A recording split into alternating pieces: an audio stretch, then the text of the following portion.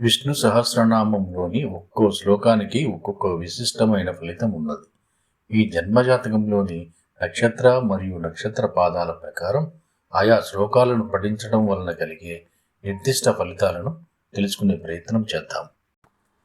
రోహిణి విష్ణు సహస్రనామాలలోని శ్లోకాలు 13 నుంచి 16 వరకు. ఫలితం: రోహిణి వారికి మనోబలం కలుగుతుంది, చంద్రుని దోషాలు తొలగి మానసిక ప్రశాంతత లభిస్తుంది. 14వ శ్లోకం జ్ఞానాన్ని, విద్యా విజయాన్ని ఇస్తుంది. పఠించే విధానం: ప్రతిరోజు ఉదయం స్నానం చేసిన తర్వాత మీ నక్షత్ర శ్లోకాన్ని కనీసం 28 సార్లు పఠించండి. వీలైతే నెయ్యి దీపం వెలిగించి స్వామివారికి నమస్కరించుకోండి. రోహిణి 1వ పాదం శ్లోకం 13.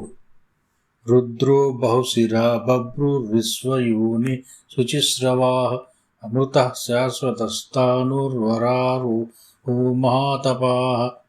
తాత్పర్యం: దుఃఖాన్ని పోగొట్టేవాడు, అనేక శిరస్సులు కలవాడు, విశ్వానికి మూలమైనవాడు మరియు పవిత్రమైన కీర్తి గల పరమాత్మకు నమస్కారం.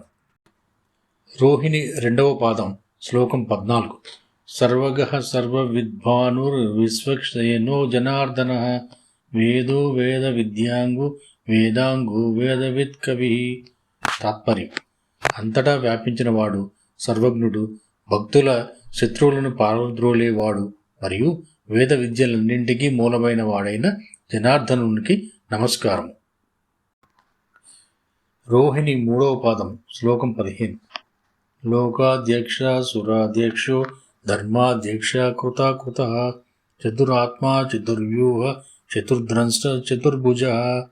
తాత్పర్యం: లోకములకు, దేవతలకు మరియు ధర్మానికి ప్రభువు అయినవాడు, 4 రూపములలో అంటే వాసుదేవ, సంకర్షణ, ప్రద్యుమ్న, అనిరుద్ధ ఈ 4 రూపములలో ప్రకాశించేవాడైన విష్ణువునకు నమస్కారము.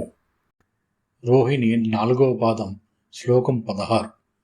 భ్రాజిష్ణుర్భోజనం భోక్త సహిష్ణుర్గజదాదిజ అనకో విజయోజేత విశ్వయూని పునర్వసు.